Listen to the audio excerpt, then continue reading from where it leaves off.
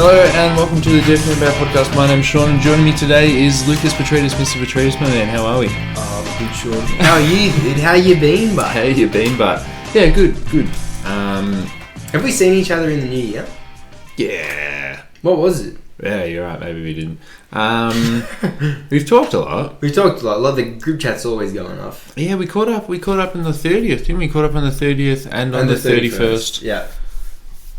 Yeah, really? Wait, it's been 18 days of no... no Shawnee. Huh? No Shawnee. No Shawnee. Yeah. I thought you were saying no surely. Because at school people used to say sure. And I would turn around and be like, oh, this can't... You said sure, but it was not funny. But yeah. I'm not salty. Yeah, fuck this.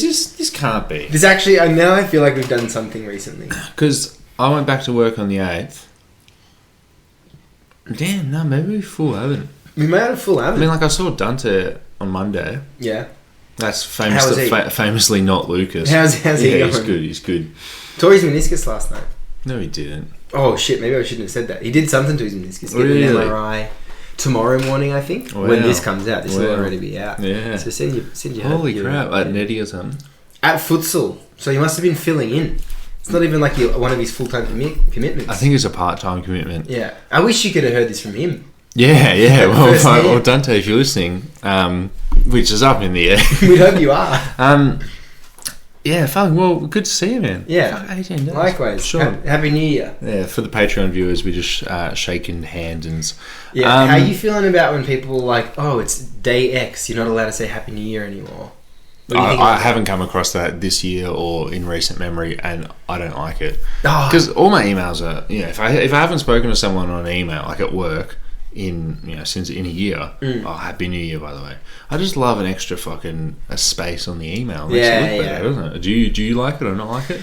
Oh, I'm not. I'm completely impartial. If someone says Happy New Year to me at this time, I'm fine. It's like it's still pretty relevant news. Like we're still in the lull, I guess. Not really in the lull, but it's still so relevant. It's still so much more relevant than it will be in a month's time. Yeah, if you come to my birthday and say Happy New Year, I'll be like, it's actually Happy Birthday. It's actually a bit weird. Yeah. We've celebrated the year's birthday already. Yeah. It's now time for my birthday to be celebrated. But yeah, I think it was a Larry David thing. I would think it was a thing from Curb Your Enthusiasm, but I can't exactly remember how long after New Year's Larry David made the rule. Yeah. But sounds like a George Costanza thing as well. Yeah. Well, Jerry, it's the 19th. Well, they based George Costanza off Larry David. Did you know that? Oh, really? Yeah. I know he was a writer. I didn't know they based him off him. No. Yeah, right. Yeah. It was like, you got a real problem. That's Kramer. Yeah. Oh, yeah. I was doing the other character. Do you want to do Kramer doing stand-up? Do I want to do it? Yeah. Because isn't he like really racist? Yeah. No, I don't want to do that. Yeah. Okay. Well, that's I haven't seen it. I just saw like the thumbnail. I was like, I'm not clicking on that. Right? It's like Mr. Beast font and Kramer says N-word. Good business decision. Big fucking news to wake up to. Yeah. Was that yesterday? No, it was today. It was last night. Yeah, it was today. Long So this day, is, man. bro. The title of this podcast is Pascal Siakam to the Indiana Pacers. That's how primo this fucking topic is, and I'm happy it happened because God, this is going to be a great chat. The Indiana Pacers received Pascal Siakam, a second-round pick via the New Orleans Pelicans. The Toronto Raptors received Bruce Brown, Jordan Nwora, a 2024 Indiana first, unprotected as far as we know, a 2024 first, which is the lesser of Utah, Houston, LA, or OKC. Mm-hmm. If OKC finished with the second or third best record, that's going to be 27th pick. And a 2026 Indiana first, still unprotected as far as we know, and Kira Lewis Jr. And New Orleans receives nothing, but they're now under the tax because it was like $100,000 off Kira Lewis's salary to dodge the tax. Yeah. How'd you wake up to this news? Before we get into the details, how'd you wake up to it? Was it a group chat? Was it a Bleacher Report notification or what? Twitter. Oh, sorry, XX. and then I chucked it straight into Dave's army. Yeah. And I was pretty immediately happy about it. I think there's quite a I feel like there's a loud voice saying that, like, what does the Siakam trade really do for the Pacers long term? Does it change their standing there in the East? I don't know about those topics, but I just think it makes every win easier. I think that it kind of puts a lot of pressure off of Tyrese. And I feel like he'll even just slide in nicely in like the non-Tyrese minutes. And like, I don't know, I feel like Tyrese and Siakam are like the absolute, like they're both all-stars. Maybe not Siakam this year, but you know, he has been an all-star, and I feel like he's capable of doing that again. And I still feel like both of those players are like mentally, like, and also ego-wise, perfect for like a star to come in. And like they can bring in another player, and it won't like, you know, there won't be talk about like, oh, who's going to get the touches, who's going to do this, who's going to do that. You can just bring in a 25-point per game scorer, and then you'll be like, okay, cool, I'll just get the ball a little bit less. So you're saying this is like a move to set up for their next move? Well, this isn't the final move. I feel like the Pacers weren't one move away. I feel like there were maybe one or two moves in 1 or 2 years. Okay. Yeah. But the other thing I thought was, all this time we've been like doing the Indiana fire sale over the last 2 years, 3 years, but like they're buyers. Like through this whole thing they've been buyers. Even in the Hallie trade, I guess you could say they were the sellers in that, but I don't think anyone actually thought that. Like everyone was like, wait, what the fuck? You gave up Hallie and all you got back was Sabonis? And now we know it's a good trade for both teams. But like, it's better for Indiana. The two bigger deals they've done in the last 3 years, they've been the buyers. Yeah, definitely. And I think, like, and we'll talk about like what their roster looks like right now, but it looks good because they have just consistently been buying. And it's like, oh, okay, Rick Carlisle is your coach. Like, I have complete confidence that Rick Carlisle is going to find a way to integrate Pascal Siakam. Like, Siakam, since that championship team. By the way, can you name me, bit of trivia, the only player remaining on the Toronto Raptors who won a title? So obviously you keep going for a sec. I'm gonna think about this. So Pascal Siakam, like when he was on that title Delano team, Banton? No, he was on Boston this year and then got waived before the start of the season. Oh no shit! Is he in the rotation? Boston, Delano the Banton, Raptor guy. Yeah, he is. Yeah, like, you know, he's a bit of a. Each coach has hated him and has cut him for months on end. Then he comes back and averages like 25 minutes a game, and it's like deserved. Oh god. I can't think of anyone on their team other than Emmanuel Quickley and RJ Barrett right now. Is he coming off the bench? Yeah. Chris Boucher? Yeah. Oh my god, dude! My pick for most improved maybe 2 years ago. Yeah. Well, remember Will Conklin wrote the article for the Deep2.com about the Raptors or Chris Boucher. Chris Boucher, the rising star. Yeah. Yeah, so when Siakam was on that championship team, he was clearly the third piece, and he was just like loves to cut, loves to score off the catch, can also do a little bit when you post him up and stuff. But it was very much like he is just a complementary piece. And then since that trade, since Kawhi Leonard left, he slowly became more of an on-ball guy, and he slowly became more of a pick-and-roll operator, and he likes operating out of the post. That was a little bit yucky when it came to Scotty Barnes being there and also wanting to do the exact same stuff. And so Siakam's more of an on-ball guy, but I have complete faith that playing with a guy like Tyrese Haliburton, he's going to be able to find his way, and he's going to be able to like get right back to. He's just going to be on fast breaks a supercharged Obi Toppin, where it's like Obi Toppin's having a career year because he's just quickly realized, that dude in the number 0 jersey, he was 0, right? Tyrese. He will just find. He would just find me the ball, and I'm just going to dunk it, and it's going to be like the best shot I've ever had. And he's shooting like 41% from 3. 42. Yeah, just looked it up. Yeah, and so I think Pascal Siakam is going to be incredible there. On defense, he's worlds better than Obadiah Toppin. Would you say he's the best defender on the team? I'm higher on Miles Turner than everyone else is. No, I'm a Miles Turner fan. He shit himself in the Lakers game. Yeah. Oh my god! Actually, in the in-season tournament champion. It is a really cool shirt. I usually wouldn't like stuff like that. Sick. Yeah. Well, it's one of the ones. So listeners of the Deep2 Podcast Network, but not the most recent JV, but the one before. We had Ella on, and she nicked us a couple of T-shirts from Banner in-season tournament Banner night, and I'm wearing it right now. That's why we had that physical reaction to what Sean just said about Miles Turner. Ella famously was sitting there going, "Did LeBron just walk away from that title banner hanging? Like, come on, man!" But then she realized that he's got bigger things. Yeah. Siakam's just like Siakam is their best perimeter defender, definitely. He's also going to like help as a point of attack defender and as a help defender. I don't know. Like it's the apples to oranges, where it's like is he better than Miles Turner? Because Miles Turner is just a rim protector who can't switch at all. Yeah. But it's definitely like on that. And I've written this as a dot point. Like having a stretch five, like a Brook Lopez type in Miles Turner next to Pascal Siakam. That's like the best pairing you could ever want. Like that's so hot. Yeah. And again, Tyrese is just you just trust him to find these guys wherever they want it at all.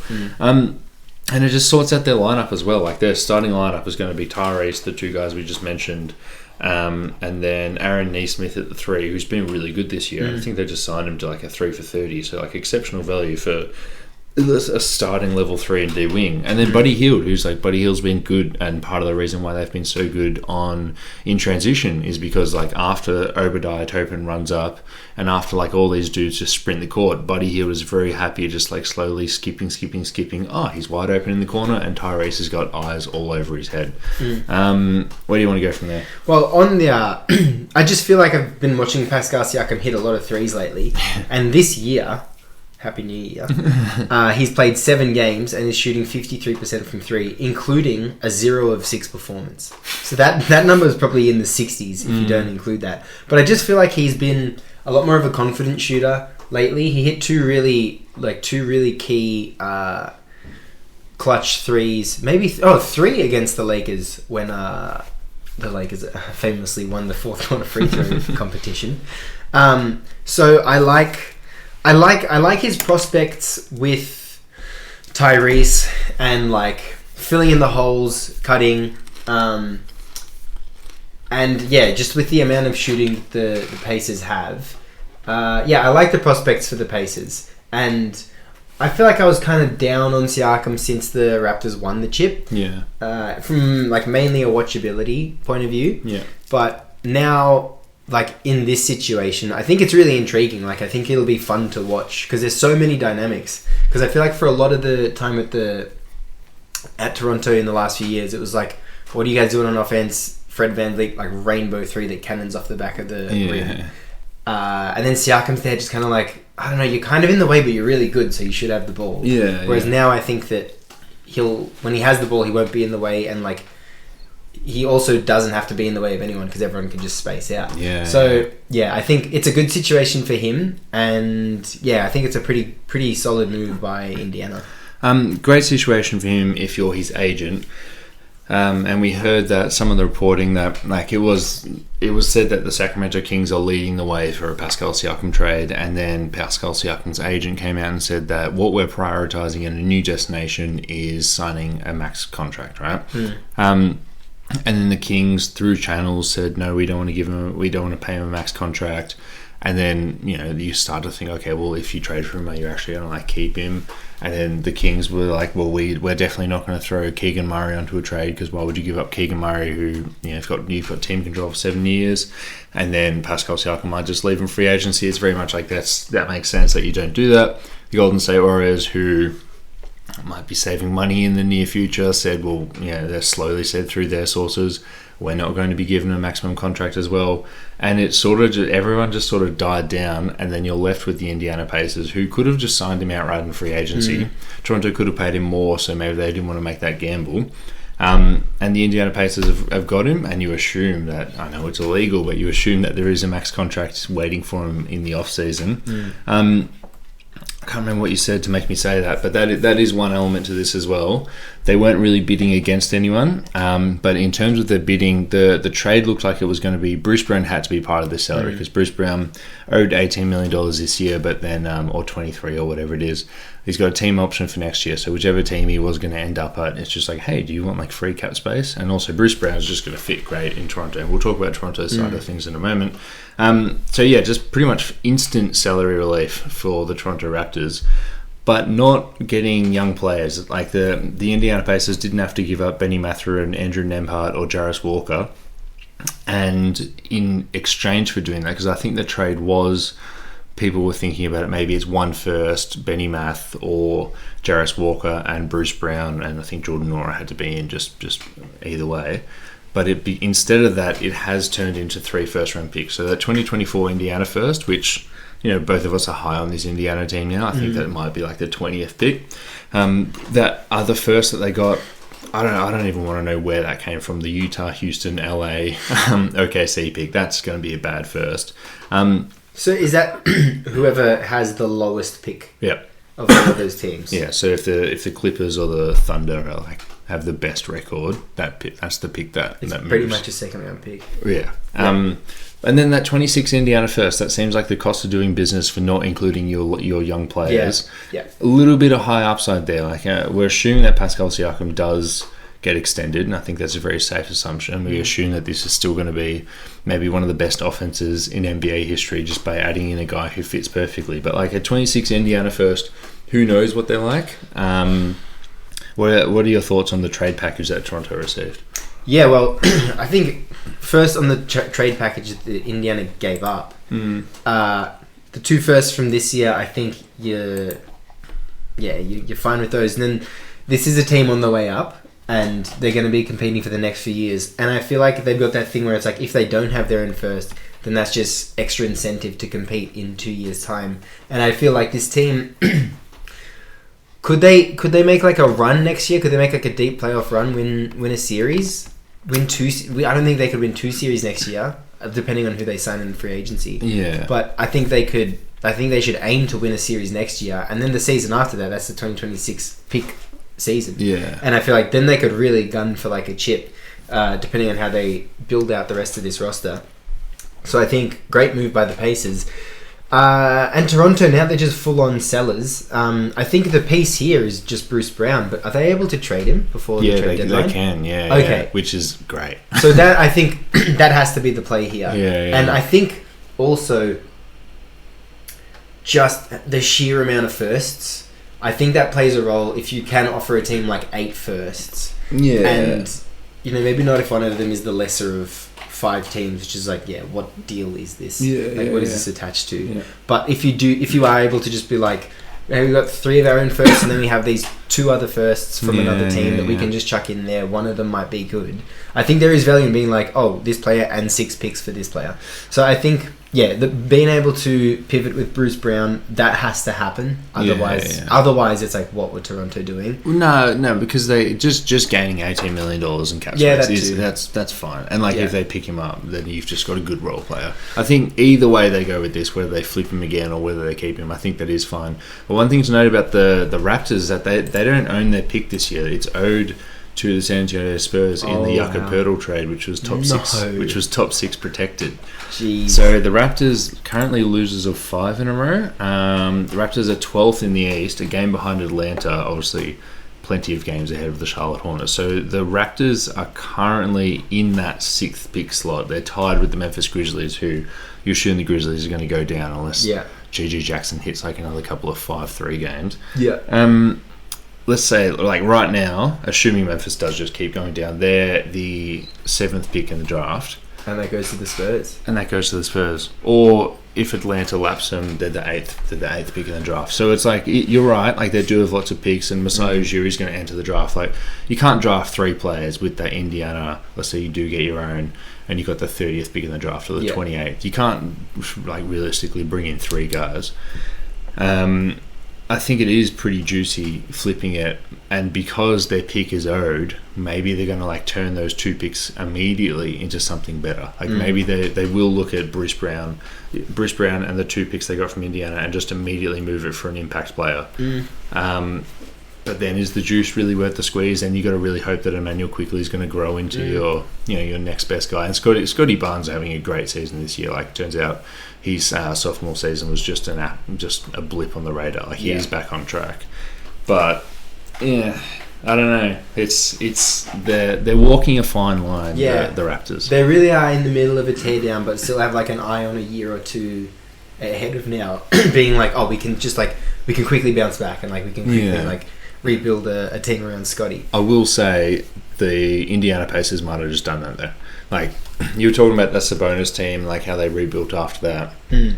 But to be fair, at the time of the Sabonis trade, a lot of people thought Hallie was the piece to get in that trade. Yeah. I feel like no one's being oh, sick, Kira Lewis is the piece to get in this trade. Yeah. No, but maybe them getting Emmanuel Quickley is that. or maybe Emmanuel Quickly's ceiling. I see what you're saying. Maybe his ceiling is Malcolm Brogdon, and it's like, okay, well, he's just not going to bring you to the promised land. Yeah. One thing you did mention is that you're talking about 2 years from now, we're like, the Indiana Pacers contenders. Boston, I think, is on a tier in their own, on top of the East. But then you've got Milwaukee and Philly. Would you sneak Indiana into that tier? And if not, are they in the third tier with like Cleveland and Miami? Like, where are Indiana now? Wait, sorry, who's your second tier? So first tier Boston by themselves, second Milwaukee and Philly, third tier Cleveland and Miami. Third tier. I think Miami's done too much to not. I honestly, if you were to say second tier for Miami, I would have been like, I get why you're saying it. I probably wouldn't do it, but I get why you're saying it. Yeah, it's the Pacers pod. Yeah. And Cleveland, far out, man. I feel like I prefer the Pacers to the Cavs, but I'd say they're in the same tier. Yeah. There's still, I don't know if there's good juju about the Cavs. If you'd asked me 2 weeks ago, I would have been like, man, there's totally not. Like, the Donovan Mitchell room is getting louder. Yeah. But the Donovan Mitchell stuff was also like, when Darius Garland broke his face and Evan Mobley went down with some lower body injury, it was like, man, they've got this 6 week stretch where they don't have two of their starters. Like, how are they going to brunt the storm if they go, let's say they win 25% of those games in that stretch? Then Donovan Mitchell's going to be like, cool, I'm a free agent at the end of the year. They have kind of won some games. Like, they won today against the Bucks, and the Bucks were without Giannis. They've won some close games that they just really have no right in winning. And they're sitting fourth. Like, they're 23-15. They've won a couple of games, and they're weathering the storm, and they're just going to get better. And if Philly doesn't make a move to put someone next to Embiid, and like Embiid, his stock is high right now because he just beat Jokic in a 1v1 matchup. But like, Cleveland might be able to jump Philly if Philly just keep on plodding along with like D'Anthony Melton and Kelly Oubre as their starters. Yeah. And all of a sudden, Cleveland in that second tier with the Bucks instead of Philly or something. But I think it's quite open. I think Indiana have said, okay, there is an opportunity to separate ourselves from this morass of just sort of like ugly play-in, play-off teams with like the Knicks and the Magic and the Bulls are accidentally winning games, and Brooklyn are supposed to be winning games. And Indiana are like, yeah, we're going to jump them, and we're just going to hope that like a core of like a 23-year-old Tyrese Halliburton, a 29-year-old Siakam, I didn't know he was that old. Yeah, neither. Hopefully I can do it. Yeah, definitely. I think that third tier is right. They really don't look good without Halliburton, though. Yeah. Like as is to be expected, but yeah, I think he, like, fans knew how good he was before he got injured, but I think since getting injured, we've like only seen how like maybe he's even better than the public view on him actually is, because like he's just holding that offense together, and he's made all of his teammates a threat, and he himself is a threat.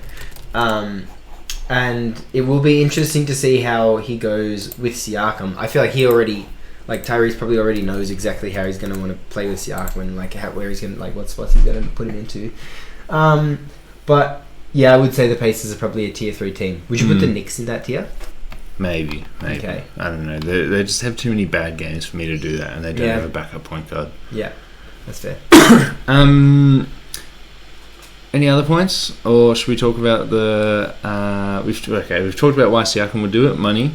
We've talked about the Raptors. They're getting all that money off the books, and hopefully maybe they can be good despite when they pick.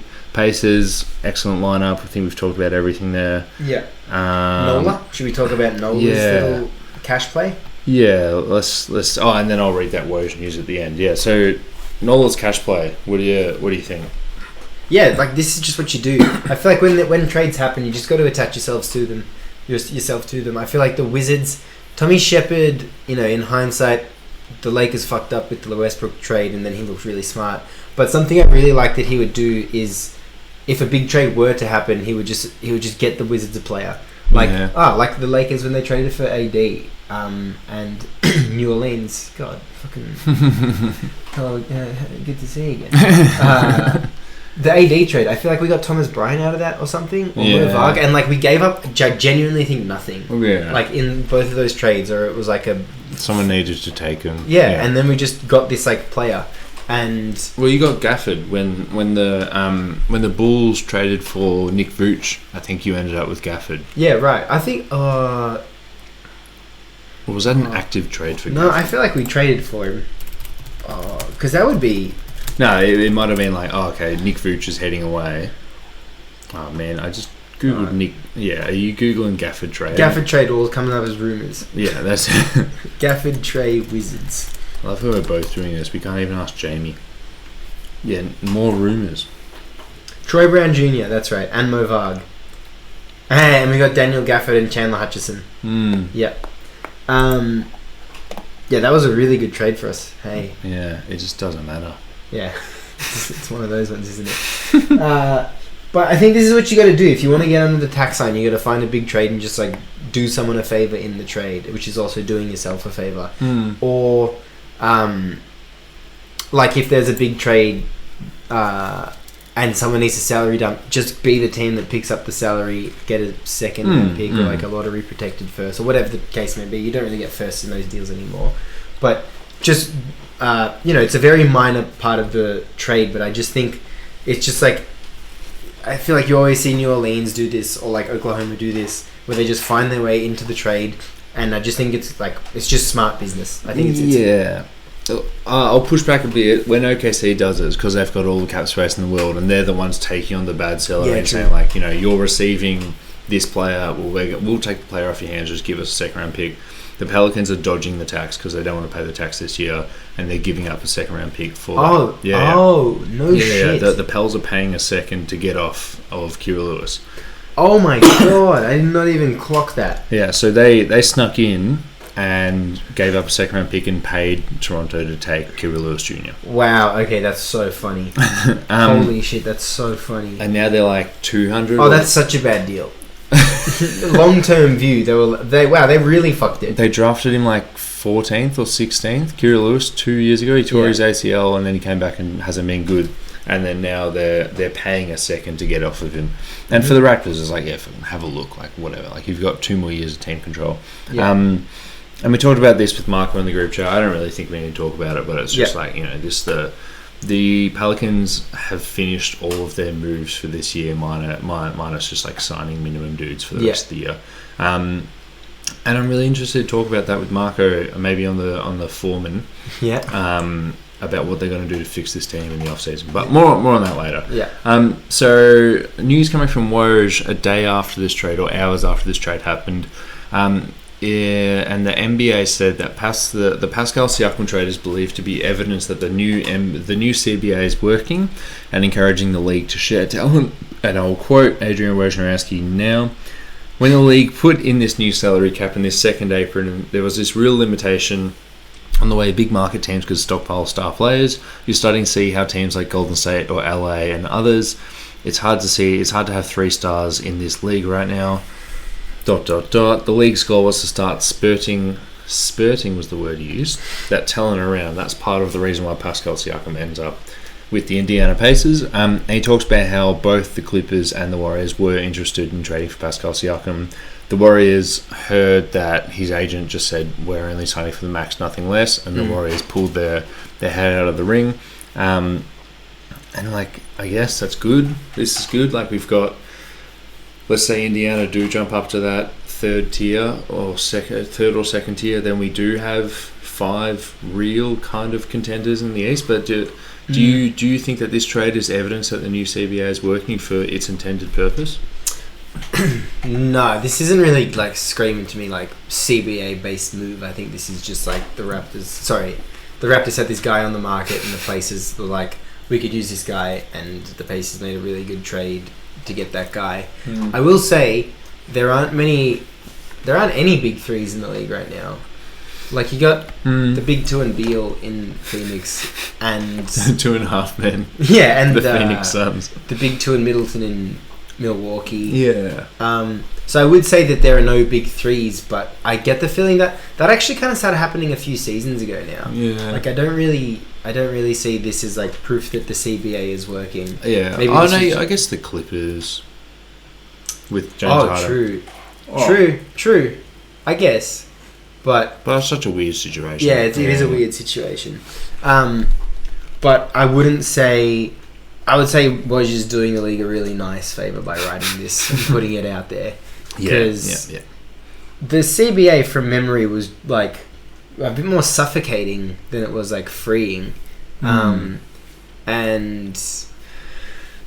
yeah, the CBA is always like, okay. So the few things that the CBA and the NBA has never been against a team drafting well. Like, you'll always be able to retain the talent and like bring players back that you've drafted at bird rights and stuff.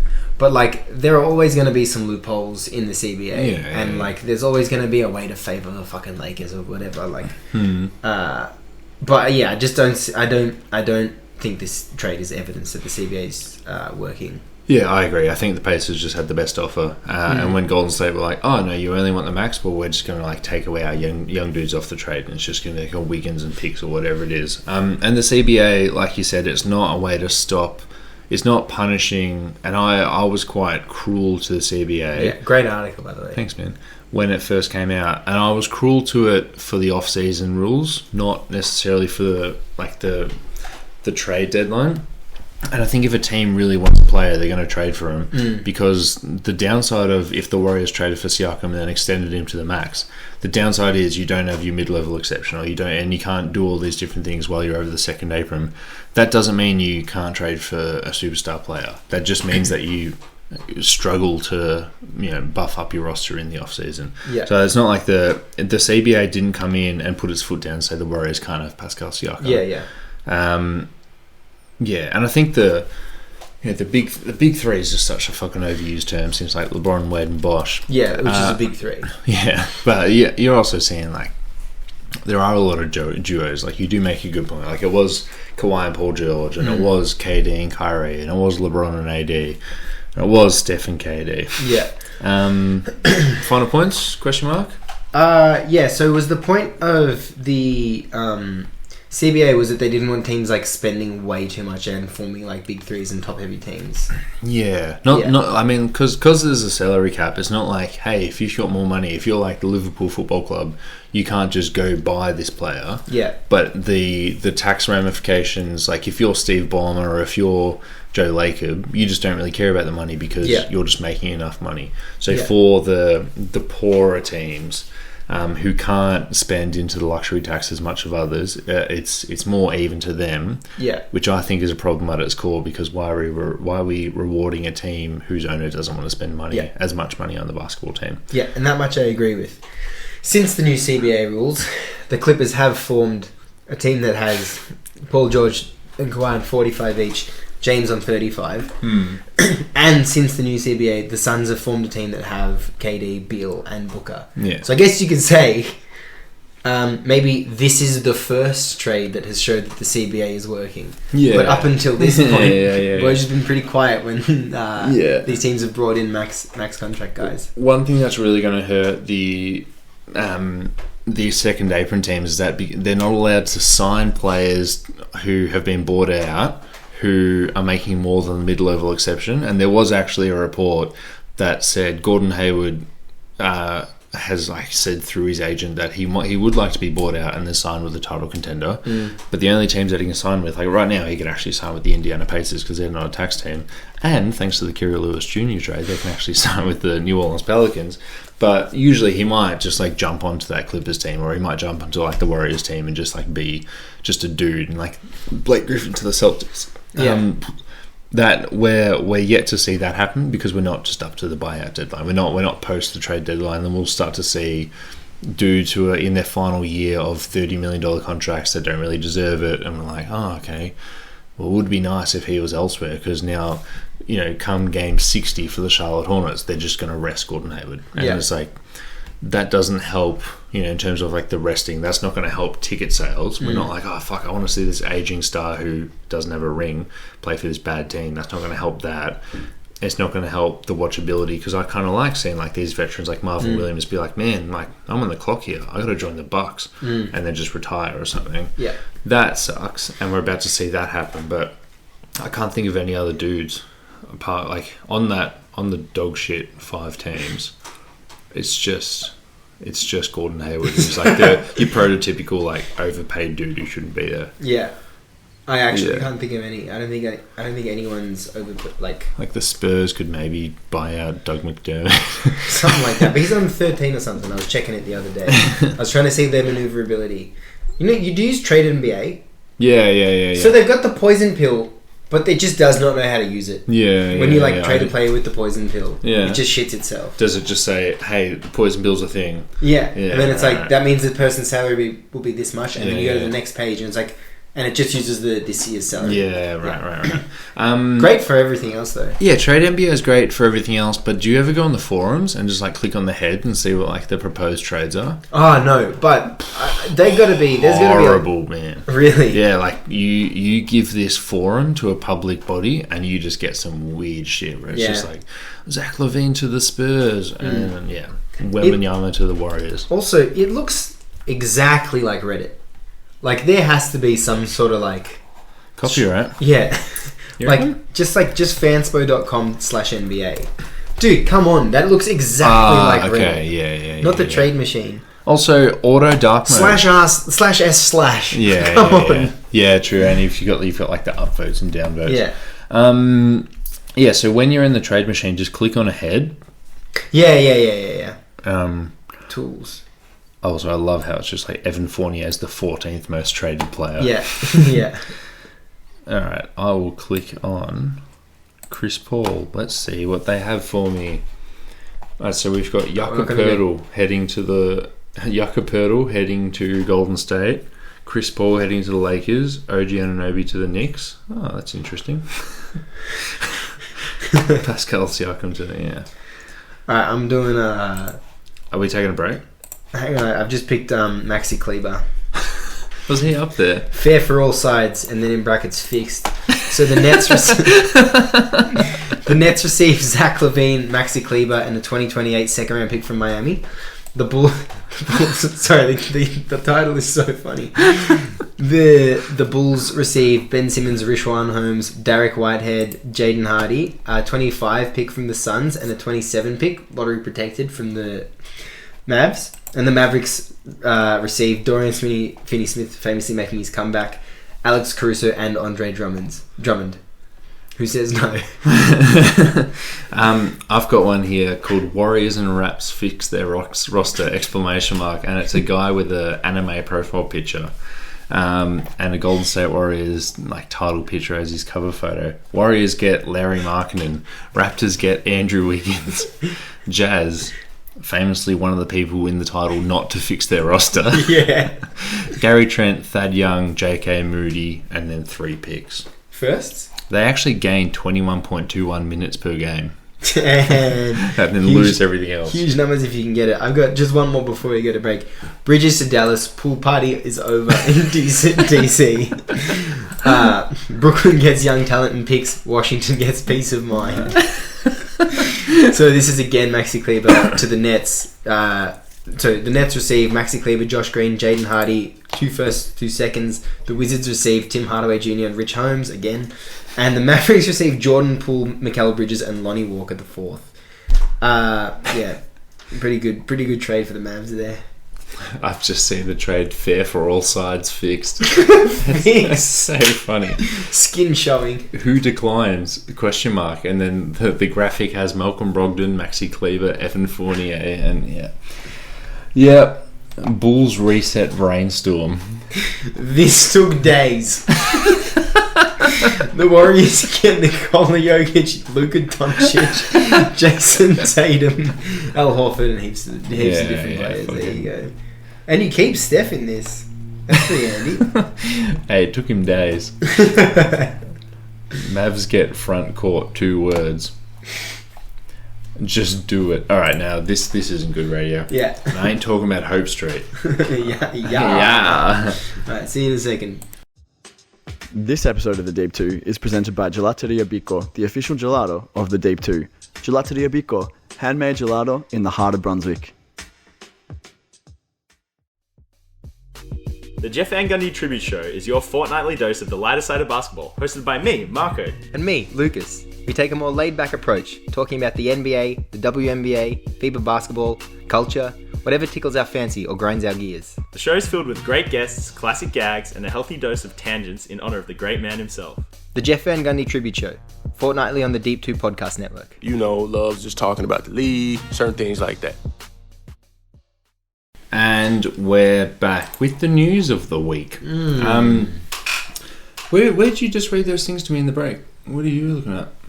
Like, I was just on Facebook. Yeah. That's where I get all my news. Alright, first thing, coming from Dennis Scott on NBA on TNT. Don't know how he got this, Jim, but Toronto Murray would welcome a trade back to the San Antonio Spurs. This is something I joked about on the Quick Time Out with Sean Carroll. Sean Carroll, welcome to the Quick Time Out.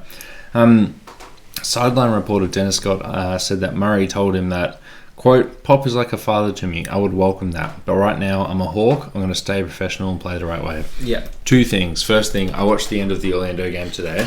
Was he playing the right way? Yeah, no, actually, maybe not. But Paolo Banchero came down 3, and then it was just like a broken play, and he just jabbed on Jalen Johnson, took a contested 3, hit it. 8 seconds to go. DeJounte Murray quickly runs to the ball, grabs it. Trae Young's just waving his hands, jumping up and down. When he realizes he's not going to get the ball off DeJounte because DeJounte's walking, looking down, he looks at Quinn Snyder and is signaling for a timeout. Trae. Trae. Bro, this fucking dude's running away with the ball. Can you call a timeout so I can run off a screen? Really toxic. And then DeJounte comes down and is dribbling against Marco Fultz, back and forth. And then just sort of somehow gets around him enough to then do a step back into a deep 2. That's the name of the podcast. And then hits it, and then I just see Trae Young just half-ass celebrate with him. I was like, oh, this is kind of awkward. But as soon as he hit the shot, untucks his jersey, drops it in front of the Orlando bench, and then just sort of mean mugs and walks in. I was like, oh, that's kind of cool. It's doing his thing. Second point, that was completely unrelated. It was just a DeJounte Murray point. It happens. Second point, Murray, when he left San Antonio, remember he was on a podcast and he was just fuck the Spurs, it's just they do a horrible job and Pop's a fucking horrible coach and they just tried to make me someone who I wasn't and stuff, and it was just very toxic. Do you remember that?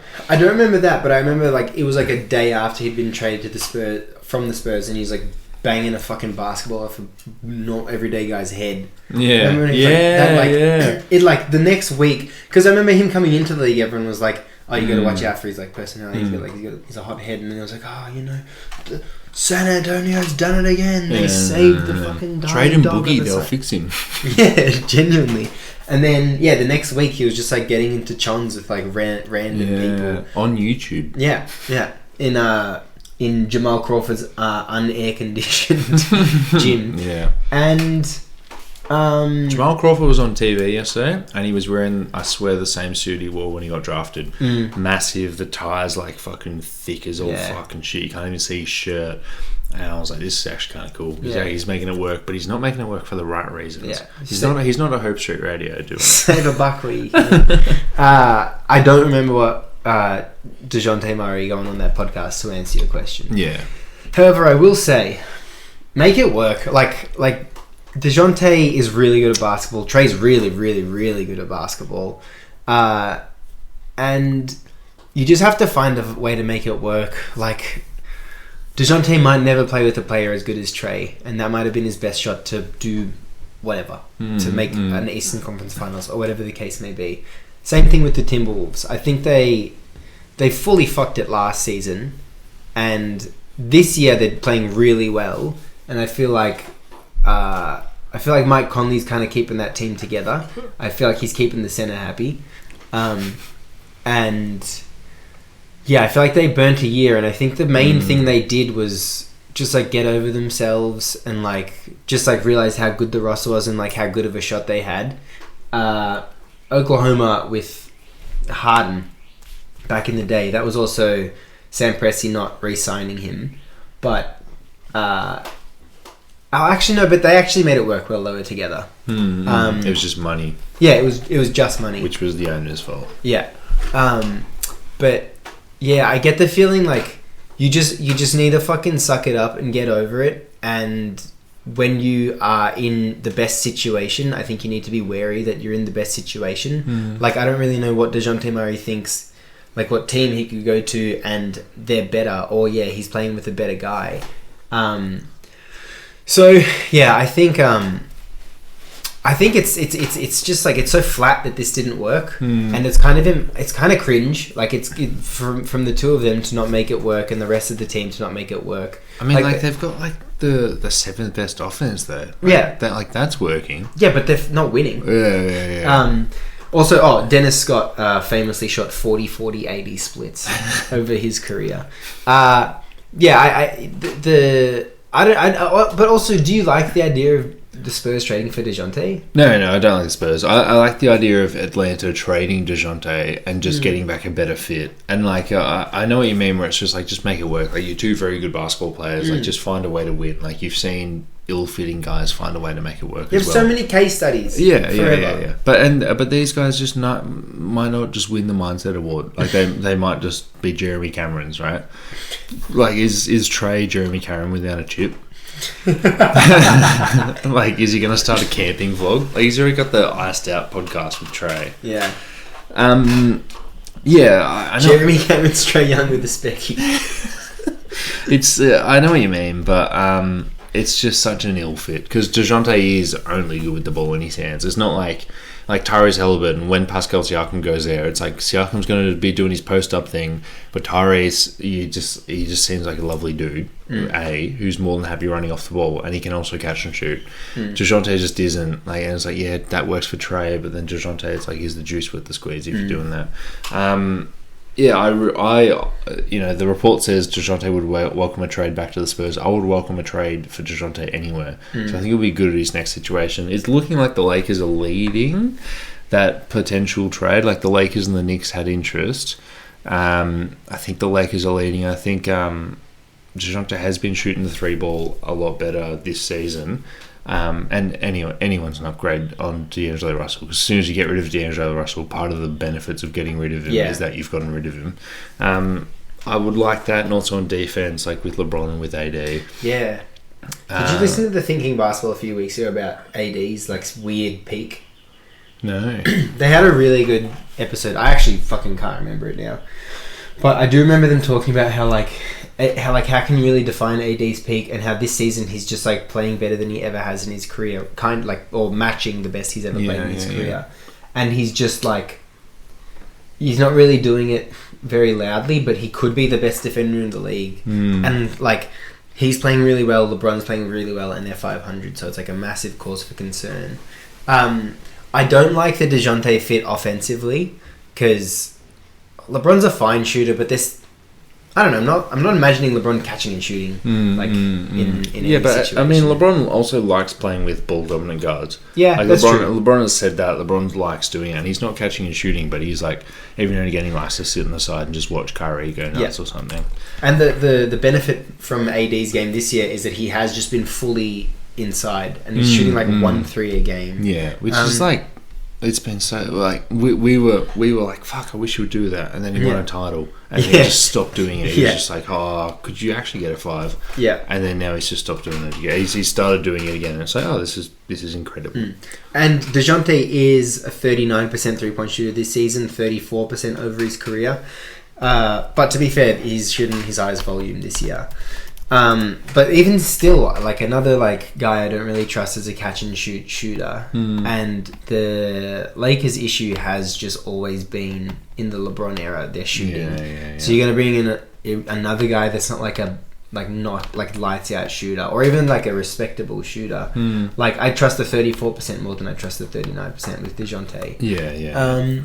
So offensively, I don't like the fit, but defensively is where it's like you can just, that could be the best D in the league. And like if Cam Reddish can just stay in passing lanes and using his length and being the 4th best defender in the starting lineup, that's a pretty attractive thing. Torrey Prince, same deal. If he can be the 4th best defender, etc., etc. Hang on, you've got 2 4th best defenders there. No, that's what I'm saying. Like whoever can fill into that 4th best defender role. Then I like the fit defensively, but offensively, that's not the most attractive thing I've ever heard in my life. I still think it might be better than what it is at the moment. That's true. Should we move on? I'm just trying to get it, but the internet's been quite slow at the moment. But Josh Giddey has been... The case has been dropped against Josh Giddey, and he is no longer being investigated for criminal charges of sexual assault or sex with a minor. Thoughts and feelings? So the police... There was a question mark at the end of that. I'm not sending thoughts and feelings to Josh Giddey. There was the police... the statement from the Newport police station was that they couldn't corroborate any information, and it was like people unwilling to give evidence. I feel like he could have kind of seen enough to know that he, like, just from what everyone saw on the internet, that he met up with this person multiple times, and like, of course the fucking NBA player is in a situation like this where the police can't coordinate any evidence. Yeah. But I feel like we'd seen enough publicly that you could not fucking lock him up, but like, you know, you could charge him with something or whatever the case may be. Like, this could have been elevated to something else from what everyone had seen. So it is disappointing. Like, it's a very, you know, expected, precedented outcome, but it's like it's unfortunate every time. Yeah. That's a good way to put it. In lighter news, James Dolan has been accused of sexual assault. Jesus. Coming from Ben Cicero of the New York Times. A woman has filed a lawsuit accusing the New York Knicks owner of pressuring her into unwanted sex and then coordinating an encounter with Harvey Weinstein, known piece of shit. This will again take some time to figure out what's going on. James Dolan, just another fucking loss. But Harvey Weinstein is the last person you want your name to be attached to. I guess. Hopefully. We just saw one close. Maybe this one will close differently, but unlikely. But like, Josh Giddey, like, the level of power he has doesn't compare to James Dolan and Harvey Weinstein. And the amount of evidence we saw for Josh Giddey as well. That everyone saw. Like this, I think this was from like the early 2000s or the 90s with the James Dolan case. Oh, yeah, really? It's like, Oh shit! I couldn't read the New York Times. I'm not subscribed. Sorry. Neither could I, but I found it 2014. Okay. That's 10 years later. Jeez. But yeah, the Josh Giddey, just to go back a bit, the Josh Giddey evidence was right there, and I know it's like it probably doesn't hold up in a court of law. But and especially if when her family hired a lawyer, but then said that they're not going to be speaking, they're not cooperating with the police, and I was just like, well, we're not going to get anywhere. The world, huh? Yeah, I guess like what I was trying to say was like, if that was what was public, then surely you didn't need much private information to tie all of that together. Yeah. Neither of us are lawyers, and I wonder what, like, if you're a lawyer trying to say, hey, there's these 3 videos on Instagram, and this like, can you just look up the list of students who are enrolled in this school, right? And can you just confirm that that's her? Is that not enough? Or like, do you know, like, what's the smoking gun in that fucking instance? Like, I'm not a lawyer. Unfortunate news. The NBA has released a report arguing that there is no link between rest and load management and injuries, coming from Tim Bontemps of ESPN. The NBA has spent the past few months attempting to change its culture of players sitting out of certain games for rest reasons. Obviously, this has been something that we've talked about a lot. The big one would be the 65-game minimum to be eligible for all NBA and the major NBA awards. Dr. Christina Mack, epidemiologist and chief scientific officer at the Injury Surveillance and Analytics. I'm just gonna. I think that acronym ends in A for analytics, not A for association. The association / analytics that produced the report was careful to point out that the report doesn't say that load management doesn't work. It just says that there is no link between it working and it not working. Nice little stat that came out of the article. During the 1980s, star players, now this is like an objective way to measure star players. I think it might have been like something like if you scored like above 18 points per game. In the 80s, star players missed an average of 10.4 games per season. In the 1990s, it was 10.6. In the 2000s, it was 13.9 games. And in the 2010s, In the 2000s, it was 17.5, and in the 2010s, it was 23.9 out of 82 games. Yeah. It's murky. Again, not a scientist, not a lawyer. Why the fuck are you listening to this podcast? Like, you're not getting any expert advice. Listen. The NBA released this report. Oh, yeah. First of all. Yeah. Secondly, I am not a scientist, but I can fucking do the maths myself. You see every ex-NBA player walking around like they have no knees. Now every NBA player is playing into their late 30s and into their 40s. That's the fucking evidence. Yeah. Load management works. Yeah. How many times do you turn on a game and it's like, who's playing for the Heat? Yeah. Or like, what's Embiid out for Jamal tonight? Kane. Whatever the case may be. Yeah. Too much Hayward Highsmith. Yeah. But like, whatever the case may be, you're like, oh, cool, turn on this game and no one's playing. But also the evidence is, turn on the TV, who's playing for the Heat? Oh, Hayward Highsmith. But then turn on the TV in May and it's like, who's playing in the NBA Finals? Jimmy Butler, who everyone was like, he was injured, he's not an all-star. And all of a sudden he's just a mess. He takes an extra week off for his injury, but he's at peak fitness when he has to play from the play-in to the finals. Yeah, so I think that this isn't something that the NBA can change, especially with this report. I think maybe it's something that the NBA should embrace. I've since the murmurs of Seattle and Las Vegas getting NBA teams and bumping the league up to 32 games, I've been of the belief that they should have a 62-game season. You play each team twice. Yeah. Every game means, I think, 1.3 or has 1.3 or 1.4 times the amount of weight as an 82-game season. And what does this say here? 23.9 games missed on average by star players. 82 take away, let's call it 24. That's 58. So that would nestle right below that 62 game mark. But yeah, it's like you're not going to change. You're not going to influence anyone. The load management 100% works for how good players are in the playoffs and how long they can play. This is crazy. This is crazy. And the downsides are Nikola Jokic will play every game in the last month of the season, but he just won't try. And he might do what he did against the Pistons and take 4 shots. Right? Yeah. And another downside is if you have a minimum for all NBA awards, guys like Jokic and Steph Curry, it doesn't matter. But as soon as you get guys like Pascal Siakam or De'Aaron Fox or Tyrese Halliburton who need to hit these criteria so they can unlock that next level of their contract, which that was put into their contracts and into the Supermax so they could strive to get these individual season awards. By having the minimum, you've got a guy like De'Aaron Fox who's coming back from injury earlier than he might have wanted, potentially re-injuring himself, going through XYZ, which again is just going to end up being bad for the league. That was the other thing about 65 games. What if they're injured? Yeah, what if they're legitimately injured? Yeah. Like Joel Embiid wouldn't have won MVP or like whatever it was, like Joel Embiid wouldn't be an all-NBA center.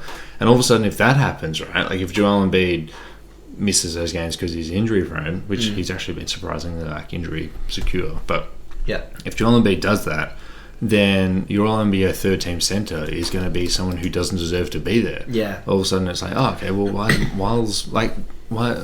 why is Miles Turner an all-NBA center when we know that he's not? Like something like that, right? And maybe that guy's going to get rewarded in his contract when all he did was just have a luckier season than the guy who actually deserved it. Yeah. Ben Simmons not tracking well for 65 games, by the way. Bugger. Starts with a 6. Thank God he's already making $23 million a year.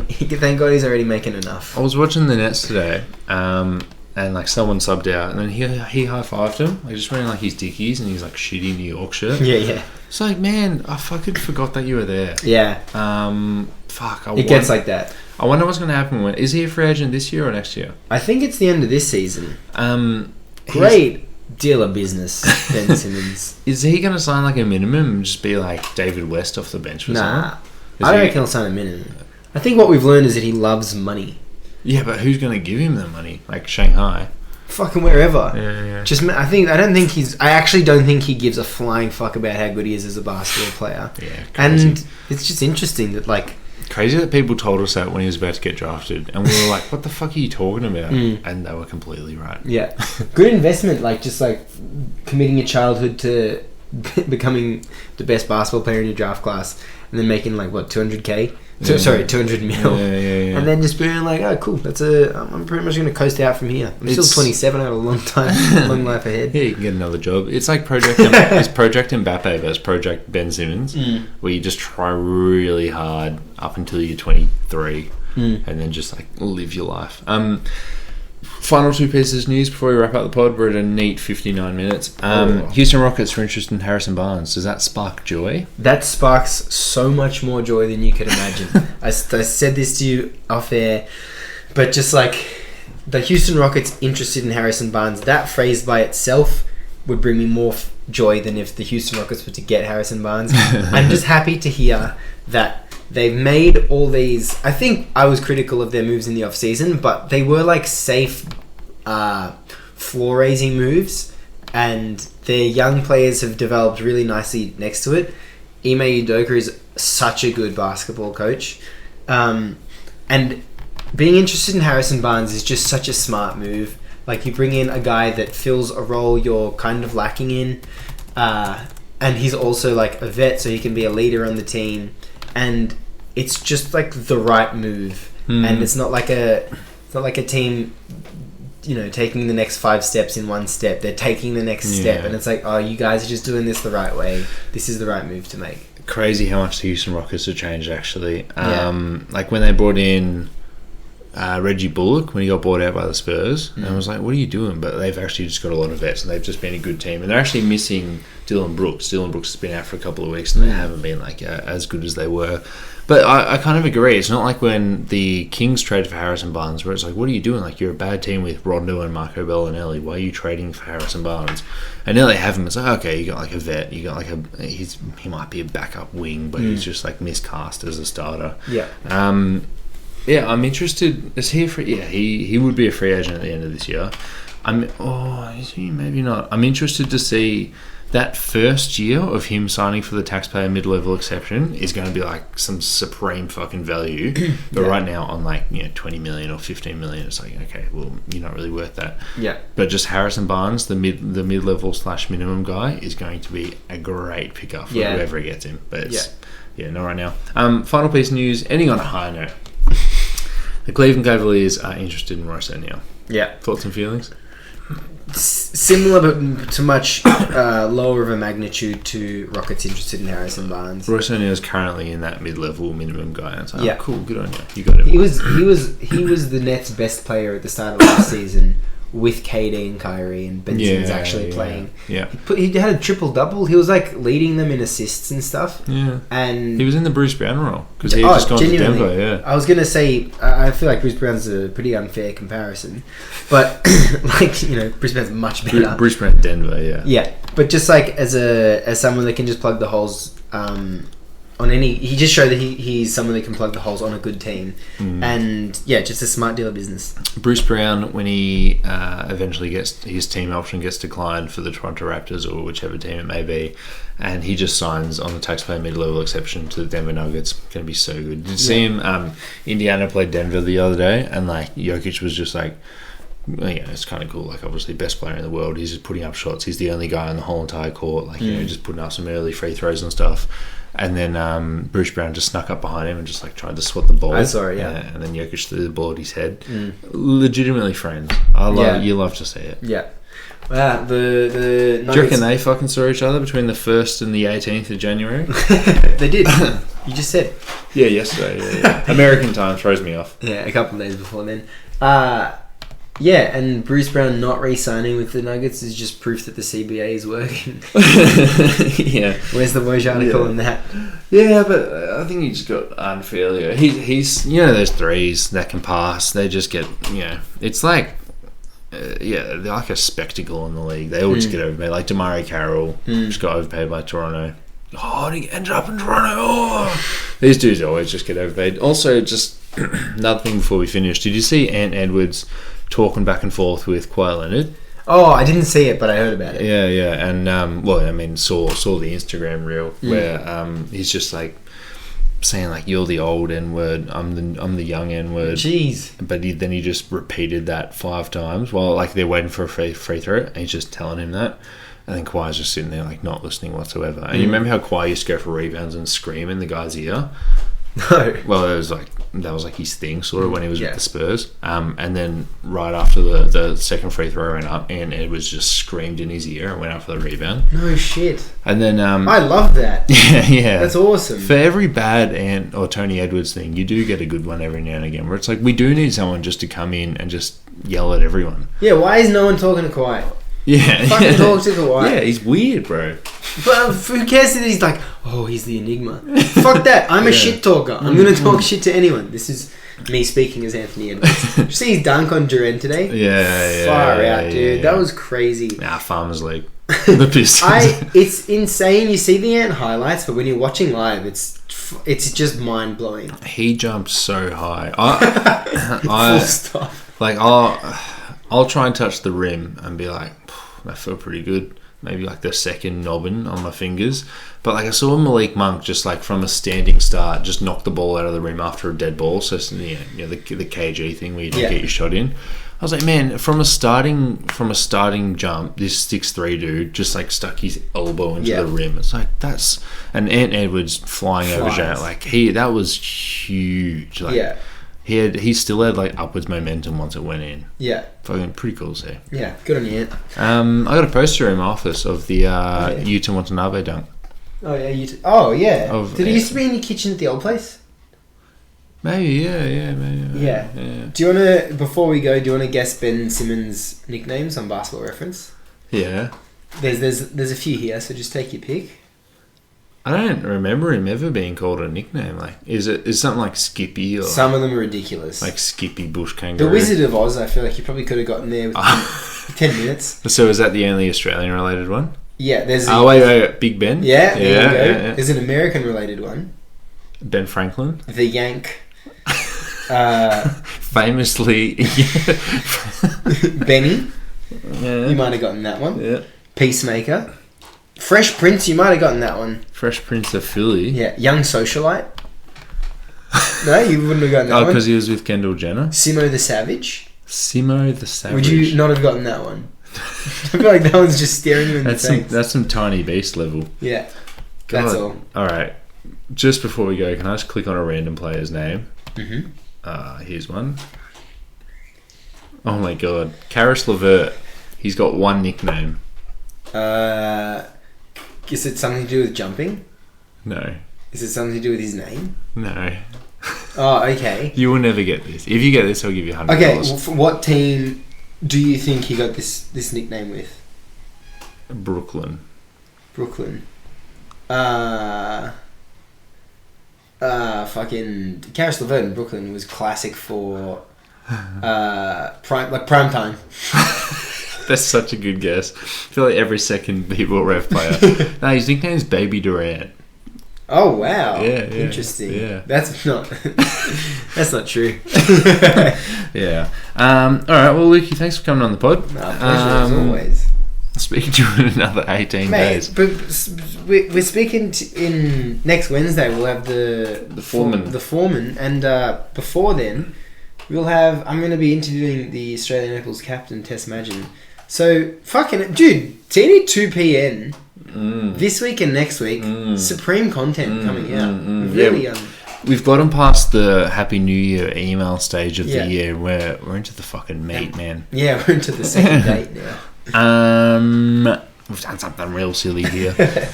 I'll speak to you later. See you, mate. The NBA moves so quickly these days, it's hard to keep up. Shams and Woj are breaking stories left and right, but the Quick Time Out is right there with them to keep you informed on the latest NBA news. Stop in and let us break it down as it happens. Find the Quick Time Out on the Deep 2 Podcast Network.